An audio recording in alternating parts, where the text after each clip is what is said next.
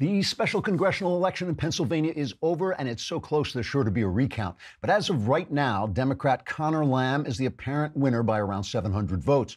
The Democrat triumphed in a district Trump won by 20 points, and some Republican commentators are seeing trouble in the midterms. We're all gonna die! The New York Times, a former newspaper, ran an op-ed reaction to the election saying, quote, "It's always hard to read the tea leaves this far out, but the Pennsylvania election clearly indicates that Republicans will soon be washed away by a great flood and then dragged into the unquenchable fires of hell, while Democrats will likely be lifted bodily into the sky, where they will dance around the throne of Barack Obama for all eternity while singing 'Holy, Holy, Holy,' as I'm doing right now," unquote. Barack Obama, of course, was a former president or something. It's hard to remember now that his legacy has been crushed to a fine powder and blown away by the indifferent winds of history. Lamb ran as a make-believe Republican, touting his military service and his mildly pro-gun policies in order to get himself into position to vote on every vote exactly as Nancy Pelosi tells him to. Pelosi, in fact, was delighted by the election and spoke afterward to House Speaker Paul Ryan about her hopes for the upcoming midterms. "I'll get you, my pretty, and your little dog, too." In the Senate, Democrat Chuck Schumer also told his opposite number, Mitch McConnell, that he was pleased with the results. "I will destroy you." So things aren't looking good. Trigger warning, I'm Andrew Klavan, and this is The Andrew Klavan Show. I feel hunky-dunky, life is tickety-boo. Birds are winging, also singing hunky-dunky-doo. Ship-shaped, tipsy-topsy, the world is zippity-zing. It's a wonderful day, hurrah, hooray! It makes me want to sing. Oh, hurrah, hooray! Oh, hooray, hurrah! It's Mailbag Day. It's here at last. Yes, there it is. It is Mailbag Day. So all the questions that you asked Ben Shapiro in the conversation yesterday, you can now ask me and get the real answers, right? Meanwhile, when you're done listening to Ben's podcast and my podcast and maybe Knowles' podcast, if you really want to, there is a new one that Wondery is putting up that really is good. It's called This Is War. So many of the stories of our veterans now are not really being heard. This podcast from the Wondery Podcast Network called This Is War is sharing the personal stories from the brave men and women who serve in our armed forces. These are first-hand accounts of what it's like to fight and survive combat in foreign lands protecting our freedom, the bonds that are formed and the psychological toll it often takes on a human being, and what it's like to return home trying to figure out how they fit in and heal the physical and emotional wounds from their time in combat.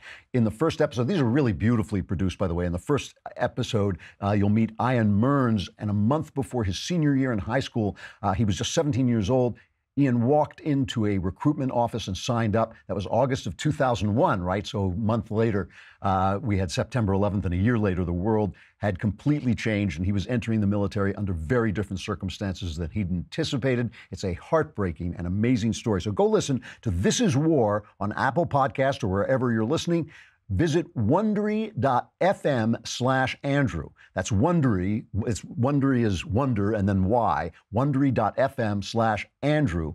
And subscribe and listen to it. It's really good. It really is a moving podcast.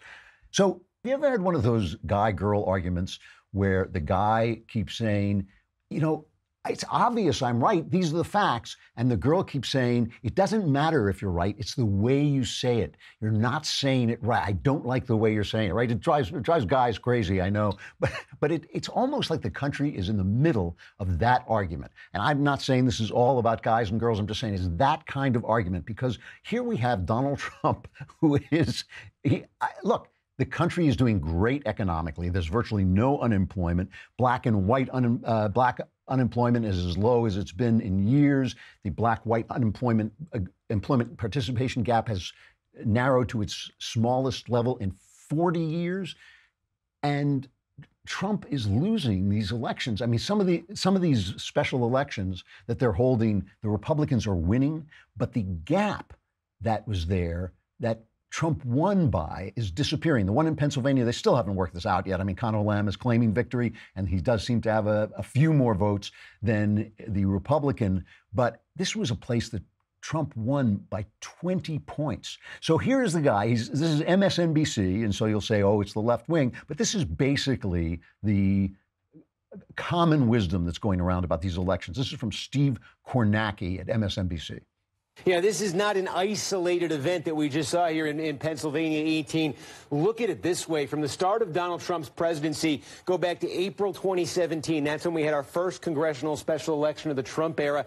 You were then in a district in Kansas that Trump had won by 27 points. In that special election, the Republican won, but the margin fell down to 7 points. This is a pattern we've seen a few times since. Went out to Montana a couple months later. Trump had won the state by 21. The at-large congressional district also falls down to 7. Again, you're seeing a double-digit swing. How about South Carolina, the 5th district? Trump had won it by 19, went all the way down to 3 in a special election. You did have Georgia 6 in here. That's one where Trump won narrowly, Republicans won narrowly. That one's in there as well. But then, look, you had Alabama. Trump won the state of Alabama by 28 points. Doug Jones ends up eking that thing out on election night. And here we go. This was Trump by 20, and this is, basically Democrat by, 0.3. But you're getting double-digit swings now, in 5 of these congressional senatorial special elections, double-digit swings.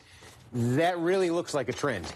It does look like a trend. Now, look, I don't read tea leaves, and I don't know. The elections can change right away. I suspect there's going to be some big event in North Korea that could change everything, but I won't predict that because who knows what's going to happen. Just want to make one thing clear. I am not talking about morality. I'm not talking about right and wrong. I'm not talking about any of that. I'm talking about strategy, right? Because I know that a lot of people love the Donald. They love President the Donald, and like every time I say, well, maybe he shouldn't have done that, I hear from him. I hear like, oh my gosh, you shouldn't say anything wrong. Donald is fighting our fight for us, and he's got the little people, he's got our backs. Totally talking about strategy. I mean, let's talk about yesterday, the Tillerson firing, right? Apparently, the chief of staff called Tillerson. Tillerson was suffering from some disease in Africa and said, listen, Trump was going to fire you on Twitter on Friday, but I held him off, but you better come home because things are not looking good. Tillerson comes back. This is according to the Washington Post. And he gets fired by tweet. And 3 hours later, Trump calls him up. So Tillerson gave his talk yesterday. He responded to being fired. Thanks, everybody. Thanks, his mother. Thanks, the director of the movie. Thanks, it gives the whole Oscar speech. Doesn't mention the president of the United States. Doesn't mention him once. So clearly, these two guys do not get along.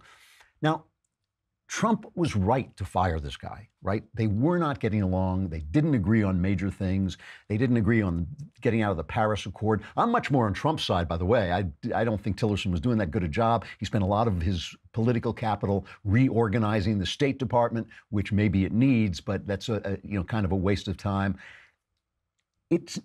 Tillerson is a man you respect. He's a man this is the guy who headed up Exxon, very successful, a man of dignity, head of, he was an Eagle Scout. He believes in the Boy Scouts, support the Boy Scouts. He is kind of a Boy Scout. He's a straight arrow guy. You don't treat the guy like crap. And this is the thing that it really does bother me when Trump supporters say this. Trump goes after Jeff Sessions. You don't treat Jeff Sessions like that. You can dislike him. You can argue with him. You can fire him. You can do anything like that. But you treat him with respect. The guy has earned that respect. He is acting as he sees fit. And a lot of people may say, well, he's doing the wrong thing. He shouldn't have recused himself on Russia. But you don't go after him on Twitter. That's not the way people treat each other. That is not the way people respect each other. Again, I don't like it. I can tell you personally, I think it's awful when people treat each other that way. But just talking about respect, I'm just talking about strategy, women especially, they go nuts when they see Donald Trump. And when he behaves this way, it just makes them crazy. And when he's losing 20 points and doing so well, the economy is doing so incredibly well. Where's ISIS? Gone. Where's the war? Gone. North Korea wants to talk to us. Everything is going great. Everything Trump is doing is going really, really well. And people hate him. And that's bad strategy. It really is funny because you talk about Tillerson and the disagreements they had. But there's also the fact that some of the things that Tillerson supported, Trump wound up doing. Like take North Korea. Tillerson has been saying we should be negotiating with North Korea, and now Trump is going over to negotiate with North Korea. And Trump, yesterday, he took total, so that was my decision. But Tillerson has been pushing for that. So when Tillerson made his speech, he made sure to point out, this is part of the obvious tension between these two guys. Tillerson made sure to point out that he'd been partly responsible for that. This is cut number 5. First, working with allies, we exceeded the expectations of almost everyone with the DPRK maximum pressure campaign. With the announcement on my very first trip as Secretary of State to the region that the era of strategic patience was over, and we commenced the steps to dramatically increase not just the scope, but the effectiveness of the sanctions. So the big one that they did disagree on is Tillerson apparently supported the Iran deal. I cannot understand. You know, the New York Times hammers this thing with the Iran deal, that Trump is abandoning this wonderful Iran deal. I do not see how anybody supports this thing. And Trump is absolutely right about this. Trump gave a speech on the Iran deal. Classic Trump. This is cut number 1. Just this is where he stands. So you can see if you disagreed with him on this, you were going to get fired. We're also working with allies and partners to block Iran's path to a nuclear weapon and confront its sponsorship of terror and bloodshed all around the world. Everywhere we go in the Middle East, it's Iran, Iran, Iran. Behind every problem is Iran. Well, we're dealing with it in a very serious fashion. One of the worst deals I've ever seen was the Iran deal. $150 billion we gave them. For what? For what? And you know, it's absolutely true. All this did was delay Iran's nuclear weapons. And if it delayed them, it may just have delayed them in terms of what we see, that people keep saying, yeah, they're following the deal, but they're obviously not following the spirit of the deal, and they're terrorists. What, you know, who knows what they're doing? It was a ridiculous deal. And Obama spent so much of his capital on this thing that, you know, he lied, he held up drug investigations. It's awful, and I don't know what Tillerson was thinking, but obviously when you have these two guys, some of the things they did were hilarious, like Tillerson calling Trump a moron, which I'm sure actually happened because they asked him about it, and he kept saying, well, I don't want to talk about this silly stuff, you know. And then the other story, there's actually an entire article in the Wall Street Journal about this, that they're sitting in China at a diplomatic dinner in China, and they serve a salad, and Tillerson doesn't want the salad, and Trump's afraid that they're going to be insulted, and he says, eat the salad, Rex. Something apparently, you know, and again, you know, here is the thing about Trump. Somebody said yesterday, one of the hysterics on the mainstream media said that Trump is a sociopath. He doesn't understand other people's feelings. That's not true. I mean, that's absurd. What he does not seem to understand is that other people have dignity. He's not the only person who has dignity. He's not the only person who has a sense of himself. You know, when people insult him, he says, that's rude. And then he calls people names, you know. And I think, like I said, you don't treat a guy like this like that. It's just not what you do. And it doesn't come across well if you're just talking pure strategy. Speaking of strategy, if you're going on vacation, you want to strategize where you're going to stay, and that's why you go to tripping.com. You know, I am very old-fashioned about this. I always like to stay in hotels because hotels, you know, you just know where everything's going to be. But my wife talked me into starting to get rental properties. And the thing about a rental property is when you're there, you're kind of more of the community, so you're getting to see more of the place. You can get different stuff. Like, for instance, if you want a townhouse, you can get something right in town where you actually feel like you're living in the city, wherever the city is. Or if you're out in the woods, you can get a cabin in the woods. You can get more rooms. So if you want to take your whole family along, you've got places to go. You can get a kitchen, so you don't have to pay for the expensive meals you get in hotels. Tripping.com is the largest site for getting these rental properties, and you can spend less time planning your trip with Tripping.com because you don't have to visit a ton of different sites. With Tripping.com, one surge lets you compare every home from the world's top vacation rental sites in one place to find the best deal on your perfect vacation rental. And best of all, Tripping.com lets you join millions of travelers who find more savings with rates up to 80% less than traditional hotel rooms. That's a lot less. So if you're planning spring break on the beach in Florida, Tripping.com. Can't wait to swim in Lake Tahoe this summer? Tripping.com. Dreaming of sitting on the deck of a Smoky Mountains cabin? Say it with me, brother. Tripping.com. This year, you can save time and money when you book the vacation home of your dreams with Tripping.com/Klavan. You're saying, wait, this sounds terrific, but I don't know how to spell Klavan. It's Klavan. That's Tripping.com/Klavan. Find your perfect vacation rental. Tripping.com/Klavan. So, you know, again, I know people hate it when I pick on Trump's manners. And I heard yesterday all kinds of conservative commentators trying to excuse him for the way he fired Tillerson. And I'm not trying to make a tremendous big thing about it, but you could see that Tillerson was really, really ticked off. And you know, take a look at this guy, Connor Lamb, all right? Now, Connor Lamb, they say he ran as a Republican, but that's not true. He ran as a fake Republican. He was an actual Marine, and he did that thing that Democrats always do where they overplay the military thing, like, yes, I accept this mission to run for Congress. He goes, yeah, we get it. You were a Marine. Thanks for your service. But like, what do you believe, you know? And then he would say things like, well, I'm personally opposed to abortion, which is like great, you know, like as they're ripping the baby to shreds and selling its parts. Like, thanks, I'm glad you personally oppose it, but he wasn't politically opposed to it. He did say that he was against more gun restrictions, but you just know all these blue dog Democrats are the same. Once they get in, they vote. They're just congressmen, right? They vote the way the whip tells them to vote. So they're going to vote with Nancy Pelosi on every single important thing. That's why Trump was calling him Lamb the Sham, because he was just in make-believe a Republican. But listen to the way he speaks. And this is he's claiming victory. The victory is still up in the air because it's so close. But listen to the way he speaks and compare it to Donald Trump. People are so tired of the shouting on TV and in our politics. Come together. It's amazing what happens when you're in a room with real people who have real aspirations and real troubles. There's lots of ideas. There's no angry shouting. Our job in Congress is to attack the problems, not each other. People want to be heard. They want to talk about serious things and honest solutions, not be drowned out by dark money, distorting the truth, and telling lies to our children. I'm proud that you helped me refuse corporate PAC money.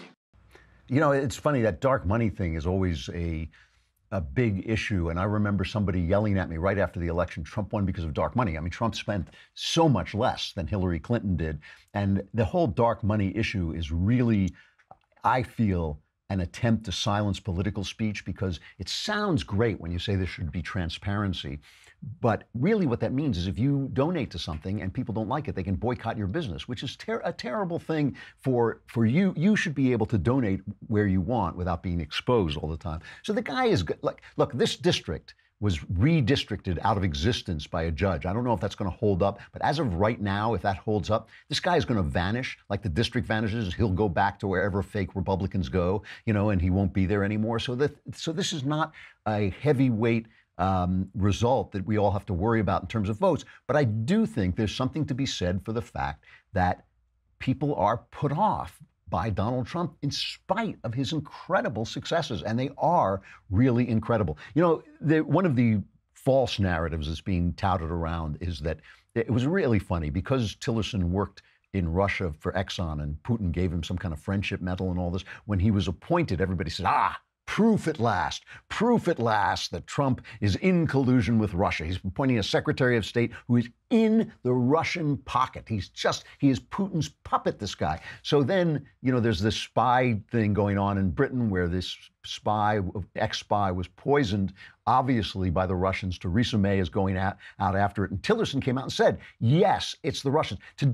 Yesterday, I mean, Trump also came out and said it did sound like the Russians. And Trump was actually being kind of reasonable. Everybody wants him to jump down Putin's throat, including me, for this, because Putin is a murderer, which is a good reason to jump down his throat. But Trump is waiting to talk to Theresa May in England. So this is cut 7.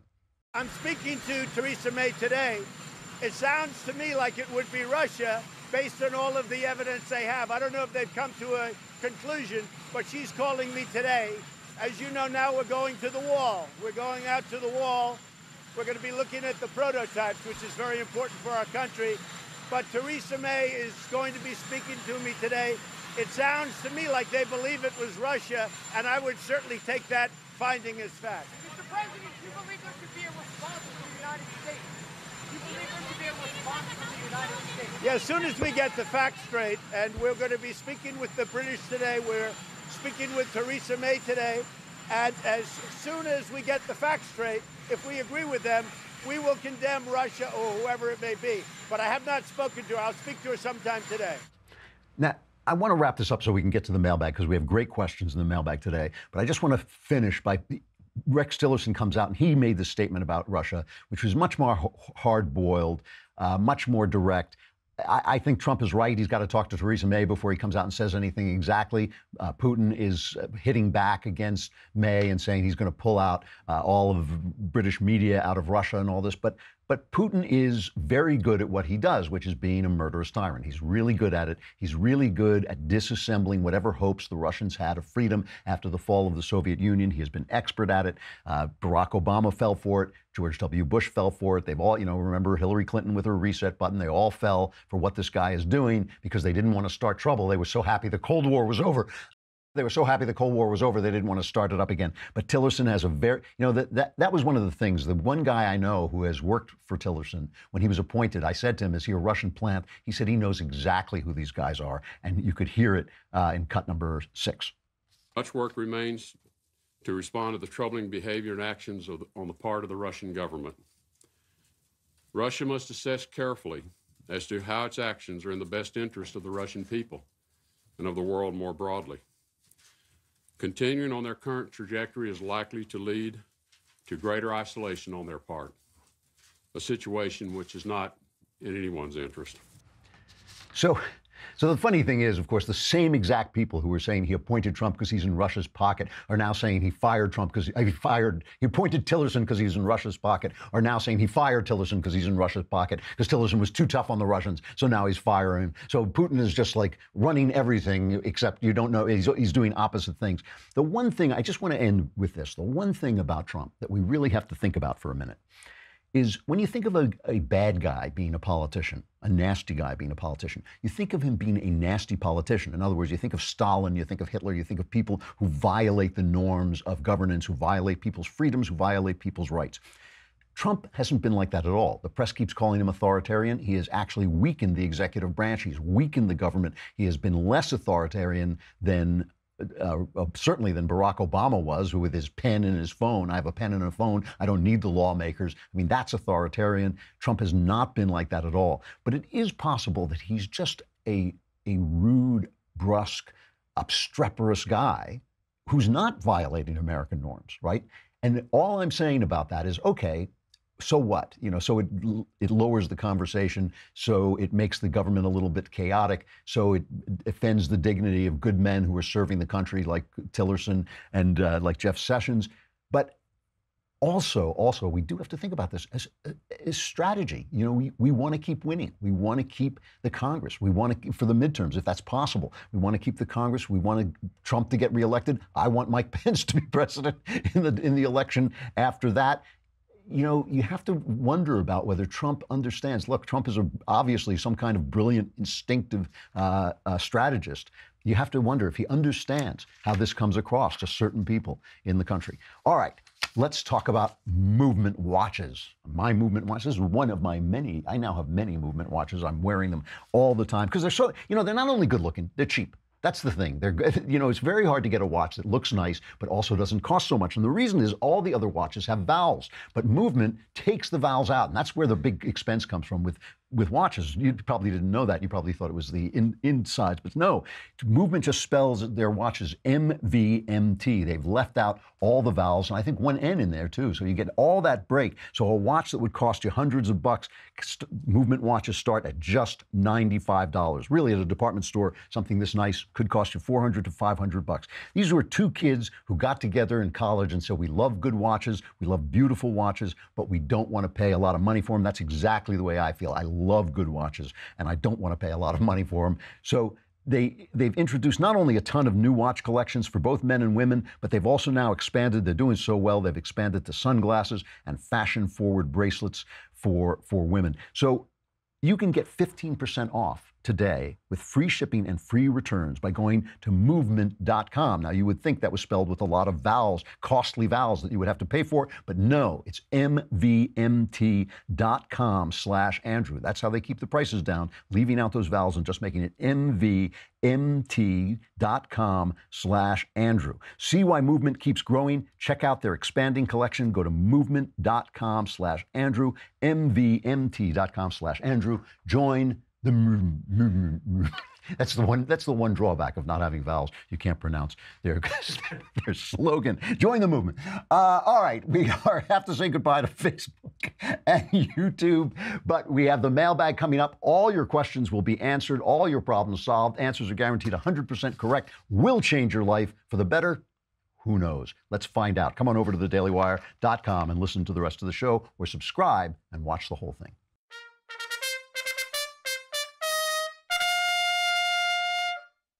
All right, the mailbag. Yeah. All right, from Jesse. Hello, speaker of truth in dark places and Lord of the East Coast who went west. Big fan of your podcast and books. How do you reconcile your uncomfortableness with Lawrence Southern's identity beliefs and your belief that European nations are not creedal, which I believe you explained as France is France because of the French, and if non-French replaced the French, it would no longer be France. I hope my question makes sense. It does make sense, but let me clarify it for anybody who didn't quite get it, because that was a long way around. Basically, I have said that you could make an argument in European countries that some of their culture is race-based. English is English because they were Angles, the French are the French because they were the Franks, the Germans are the Germans, and so on. And you could argue that these things grew up naturally out of culture and whatever more out of culture than of race, but you could argue that only the people who came from that culture could support that culture, whereas in America, we have written down our creed, so anybody can join the fun as long as they ascribe to the creed. And so we have no argument, we have no identitarian argument, as they now call it, which is just bigotry, another fancy word for bigotry, but all the same, we have no identitarian argument because we've written the creed down. Anybody can ascribe to it. Here's the thing, it's historical, right? Because after the fall of the Roman Empire, which is where some of their culture came from, and the German tribes did have a tradition of freedom and voting, and I think they used to vote twice, once drunk and once sober, to make sure they got the same results. I actually do think that's true. But, you know, the cultures grew up a little bit more like Topsy. It grew up naturally out of the earth, out of blood and soil, as they say. And so America was essentially a distillation of those cultures, especially British culture, put into words. They realized that a new age was beginning, a new country. How often in the world do civilized men get to form a new country and say, this is what this country is going to be like? That hadn't really, I can't think of another instance where that happened. It happened in America. It was really as if like history had had a new birth, and they took what they had learned from England and Europe generally, and they put it into a creed. That changed the world, right? So that washed backwards, not only over Europe, but over the whole world. As I've said before, even the Russians, when they enslaved people, had to pretend they were a republic. They said they were the Union of Soviet Socialist Republics, even though it was just a gigantic slave state. They had to pretend they were a federation like America because America had been so successful. And so it washed back into Europe, where now you will hear Europeans say, well, we're a multicultural country. I lived in England, and they were always saying, the Prime Minister was always saying, this is a multicultural country. And I'd look around and think, really? You know, it looks like a British country to me. It looks like a bunch of Englishmen running around to me. But it did wash back, and they said, yes, this American idea works so well. It is the leading idea in the world. We are the kind of empire of the world at this point. It has washed backwards. So they have to decide. It's not for us to decide. The European countries have to decide how they feel about this. Are they ready to establish that what they are now are creedal countries like us, or are they not? But it's something that they have to decide. So all I was pointing out was they can make the old argument that we are French because we are France because we're French, where we can't make that argument. So if they took my advice, they would establish their creed. The British used to laugh at me. When I lived in England, they would laugh at me. Why do you have to have a written constitution? That's why. That's why, because we're a bunch of mutts. We come from all over the place. We like that we come from all over the place. We enjoy it. We enjoy our multicultural life together most of the time when we're not killing each other and when people aren't using it for identity politics. When we're left alone, we do have a successful melting pot. That's a good model. They could take up that model, but they have to take it up. You can't just sit around talking about who we are. That's not who we are. You have to know what you believe. We do. Do they? That's the question. So, you know, yeah, Lawrence Southern can go over there and sell, you know, identitarian politics, or her friends can, but they have to decide for themselves if that's what they believe in. All right. John Lindell, clairvoyant Klavan, sayer of sooth. Do you see a President Haley in our future? I feel that she could revitalize conservatism and attract tons of new voters. I'm actually not clairvoyant. I could really see her becoming the first female president. She's doing such a good job at the UN, so I could see that happening. All right, from Colin, dear Zionist overlord Klavan, that's sarcastic. All right, this is very long, and I'm going to try and edit it as I read it. I honestly think the fat pride movement has a bit of a point on some things, which of course, their suggestion that severe obesity is a healthy lifestyle is absurd, and their demands that everyone find them attractive, childish. I think I honestly agree with them on their view of beauty standards in the West. It seems to me that the idea of trying to attract a mate is a false and animalistic view of what love is, and in my experience, choosing to love someone makes all their qualities and physical attributes perfect to you because you love each other.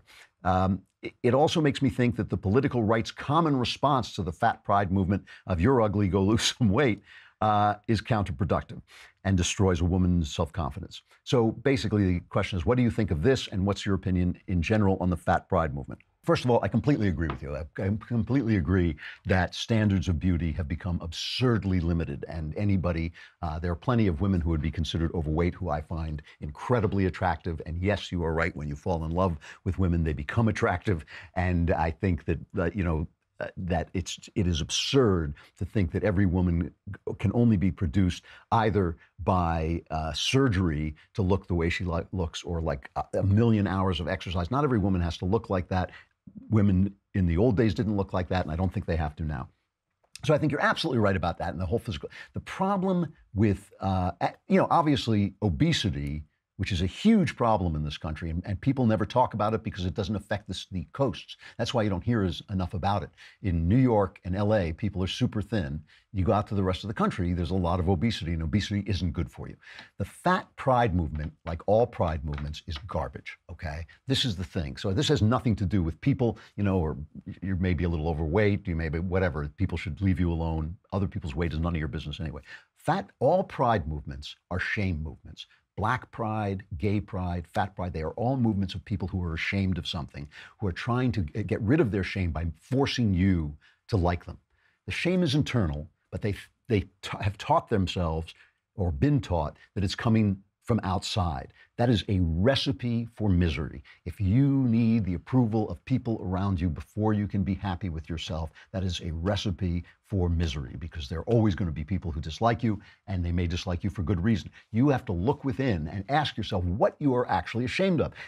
You don't have to tell fat people that they should lose weight. They know that already. They're having a problem, if they're really obese, they're having a problem with food, and it's really hard to break the food addiction because you can't, it's like, I broke an addiction to smoking because you don't have to smoke, but you have to eat. So once you start eating, it's hard to stop. So the thing is, the pride movement is ridiculous. You have to look within yourself. What are you ashamed of? How can I change it?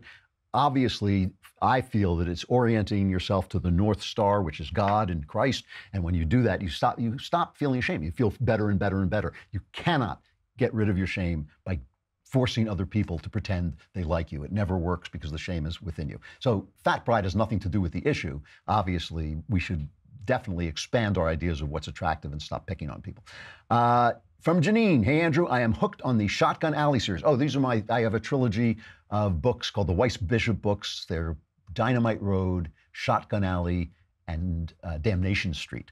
And I'm very proud of them, I have to say. So it says, I'm hooked on the Shotgun Alley series, can't quit listening. When you talk about the investigator inserting himself into the story, there's an author character. The story is, it's a detective agency, and a lover of detective stories comes to work at the detective agency as a glorified secretary, and he starts writing the novels. So the books that you're reading are his creation of what he's actually seen. He's asking me if that narrator is based on me. No. I am extremely good at writing characters that people think are me. It's just a talent I have. Somebody is always reading a character, especially the nasty characters. I don't know why, especially the real bastards, I mean, the real guys who people, I'll have guys who are sexual murderers, and they'll say, is that you? Yes, that's me. That's what I do, And it's like, for some reason, people read my characters and they think they're me. I take that as a compliment. But no, obviously there are relations. He goes to the same college I went to. He loves mystery stories. So there's always some kind of parallel, but he is not really like me. All right. Good series, though. I actually am quite proud of that. Josh, Wise Master Klavan. This is also very long, and I will try and keep it cut it down.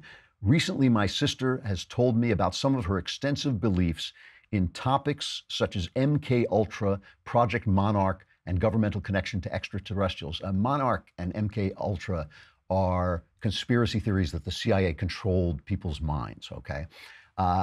She says, I'm sorry, it's from Josh. He says, I was raised as a Christian and over the last few years have become more and more convinced of the truth of my faith, in part because of you, so thank you. As my sister told me about some of these beliefs of hers, I could not help but feel she has lost complete touch with reality. She says some of her beliefs are so outlandish and there seems to be no firm base for her to hold up these beliefs, such as reason and logic, because even your thoughts and memories, she believes, even your loved ones, could be manipulated by the mysterious they, according to her beliefs. She has seemingly become more intense with her desire to warn me. She believes there are implants in her body and probably in mine and almost everyone else's. She doesn't want me to see the doctors, have my kids vaccinated, and even cautioned me about having my mom watch my kids alone, as she believes she may play a part in implanting these mind-controlling devices. Please help. I do not know what to do in this situation. I don't blame you. All right. First, I'm not a doctor. I mean, it's very important that I say this, and I don't know this person, so I'm going only off what is in your letters. If this were me and somebody I loved were telling me this, I would be deeply concerned about this person's mental health. I don't know how old your sister is. If she is a younger person, this is when diseases like schizophrenia and paranoid schizophrenia appear, and they can cause you to have these belief systems that are impervious to logic because they take away, all the things that logic is composed of, like induction, like free thought, all those things that make for a reasonable argument. It outstrips those arguments, so you can never argue with them. If I were you, I have to say, in this situation, if it's as bad as it sounds here, I would contact, when I worked on a suicide hotline, essentially, they had references you could go to. One of them was called the National Alliance on Mental Illness, and they have lots and lots of things that can help you deal with this and possibly help her. It may not be possible to get her to see somebody. It may not, but you have to deal with it because what she's talking about is seriously bad stuff. This is not something like, if I can just find the right argument, she'll go like, oh, of course. This is something that is obviously hooked into her head and very hard to get rid of. And it could be trouble. I don't blame you for being worried about it. I would contact the experts. NAMI, it's called NAMI, the National Alliance on Mental Illness. From Aaron, hello, great sage of the written word. While listening, how do these guys get my business cards? I don't know. While listening to your Monday podcast, you talked early on in the stream, you made a point of defending Trump. A thought seized me, and I would like your thoughts on it. The thought is is Trump our Clinton? That is to say, is President Trump curving the grading of what Republicans will accept as public officials? Well, yeah, this is what I'm worried about. This is what I'm talking about all the time. This is why I feel that even though we should support Trump, and I don't pick on him every time he says something, or and I get the whole thing where he attacks the press, I find hilarious. The whole thing where he violates norms of political correctness, I think is actually a positive thing. Even though I wouldn't do it, I think it actually is a positive thing. But this is why you do have to stop and think, well, wait, are there certain things we're not ready to give up, like our principles, like our good manners, like our sense of, of respecting other people? Because then down the road, what happens to us is what happened to Clinton, what happened to Hillary Clinton. When you go back to Hillary Clinton, she says, I'm a feminist icon. You say, yeah, well, where were you when were you a feminist icon? When you were hounding the women who were accusing your husband of rape and molestation. How are you a feminist icon? If you sacrifice too much, the feminists during the Bill Clinton, Monica Lewinsky thing, they lost all their moral sway, all their moral power, if they had any to begin with, because they threw away their principles. And when I don't want to sacrifice present victories for possible future disasters, right? I want the present victories. I don't want to sacrifice them for things that might happen. But I do want to hold on to myself. I do want to hold on to my own virtues. I do want to hold on to my own principles so that later on I can say, yes, I didn't sacrifice my principles. I understood that Trump did bad things, but he also did good things, and this is where I stood. And, obviously the left is going to say whatever they're going to say, but at least I want to feel that I did the right thing all along the way and was saying the things that I truly believe. From Benjamin. Andrew, I'm 23 and getting married in November. One of the things I'm anxious about is having children in a few years in this horrible culture. How do I raise my future children to have good values and appreciate good and virtuous art without being completely socially alienated? First of all, never be afraid to have children. Or put it another way, be afraid to have children because they're a tremendous responsibility, then have them. We need more children. More children are like guns. We need a lot of them to stay free. We need people like you to be having children. When you create a family, you are also creating a culture. And if that culture is a joyful culture, obviously it's not always going to be happy because sad things will happen, but if it's a joyful culture, if you are with your wife because you enjoy being married and she takes joy in you with all your flaws and you take joy in her with all her flaws and you take joy in your children, then you're going to have this joyful household, and the culture that you create in this household is going to have tremendous appeal. It's going to be a powerful thing because people are going to, your kids are going to say, hey, that is very cool. If you're saying like, if all you're saying is no, no, no, don't do that, that's evil, that's evil, that's evil, then, you're not going to be giving them a world of joy, of positive influences that is going to battle the culture outside. It's perfectly okay to make your point about the culture outside and even to forbid things, especially to younger children, that you don't want them to see.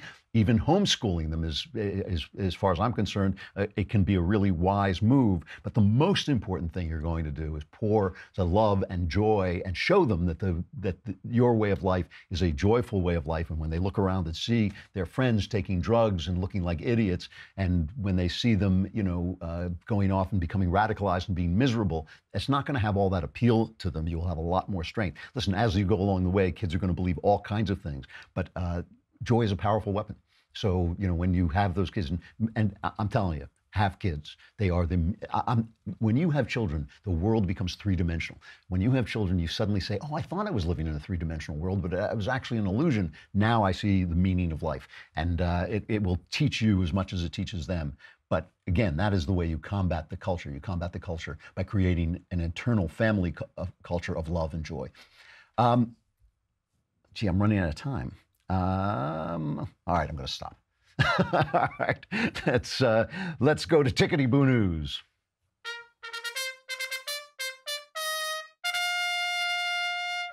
So, I'm sorry, I was having such a good time doing the mailbag. I could do the mailbag the whole show could be the mailbag, but I just lost track of time.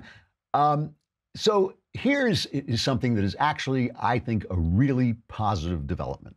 Joy Behar on The View, who to me is just, she's a dope. I mean, I just find her to be a dope. But she said something about Mike Pence and his Christianity that was genuinely offensive.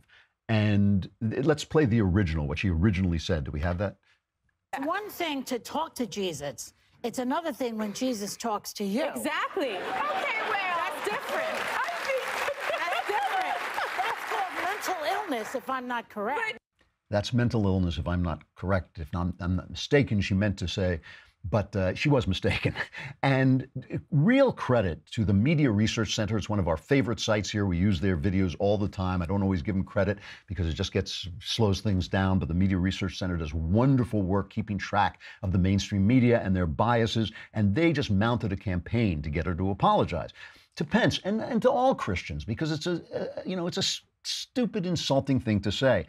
Pence got into the act, and first ABC, the head of ABC said, well, she apologized to me.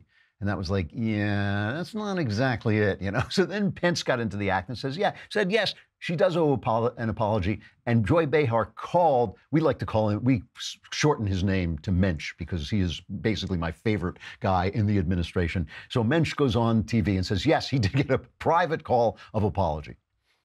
I give Joy Behar a lot of credit. She picked up the phone, she called me, she was very sincere, and she apologized. And one of the things my faith teaches me is grace. Forgive as you've been forgiven. So does mine, but I'm not as good at it as you. Well, look, but I said to Joy, of course I forgive you. That's part of my faith experience. But I did encourage her, and I'm still encouraging her, to use the forum of that program or some other public forum to apologize to tens of millions of Americans who were equally offended by what she and what makes me question the sincerity of it.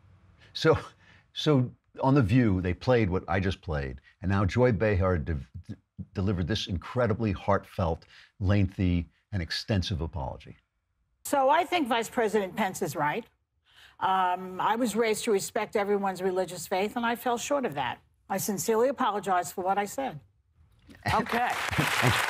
She should have added, and screw you, because that's obviously what she was thinking. So it was a graceless apology, but it wasn't an apology. The point that I want to make here, by the way, is led by the Media Research Center, conservatives used some of their social might to get her to do that. She obviously didn't want to do it. She resisted it for a long time. She should have done it the day after. Anybody can say a dopey thing. And, I really don't believe in outrage, constant outrage and all this. And I don't believe in constantly making everything into a cause célèbre. But conservatives have got to understand that we are now the revolution. We are the revolution. We are in the minority. We are fighting for American traditions that were good, that worked. The reason these traditions were tossed aside is because the left made the argument, the stupid argument, that people had been excluded from our traditions. That was true. So the answer is to include them in the tradition. That's true. But the left's argument has become, you excluded them, therefore the tradition is wrong. So we have to get rid of the tradition itself. We are fighting for our lives, for our country. We have to pick up the phone. We have to use our economic might. You saw what happened with the NRA, a little bit of pressure, and all these companies started to cave. But when you stand up to them, you thrive financially. When people stand up to the anti-gun people, they thrive. When Chick-fil-A stood up to the pro-gay marriage people and said, no, we have the right to our opinion, they thrived. So we have to make people understand that you thrive when you are just the NFL. That's what I liked about Trump attacking the NFL when the players refused to stand for the national anthem. He's right about this. Trump is right about this. These things matter. Our culture matters. Getting people to respect our culture matters. Getting people to respect the way our culture was built, which is through Christianity, matters.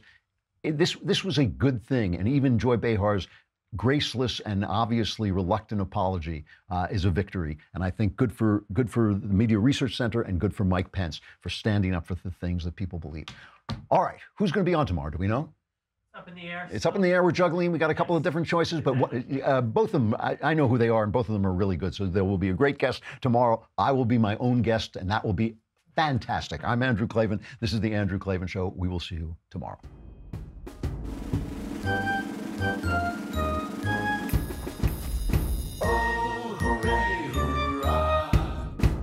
The Andrew Klavan Show is produced by Robert Sterling. Executive producer, Jeremy Boring. Senior producer, Jonathan Hay. Our supervising producer is Mathis Glover. Technical producer, Austin Stevens. Edited by Alex Zingaro. Audio is mixed by Mike Cormina. Hair and makeup is by Jesua Alvera. And our animations are by Cynthia Angulo and Jacob Jackson. The Andrew Klavan Show is a Daily Wire Forward Publishing production. Copyright Forward Publishing 2018.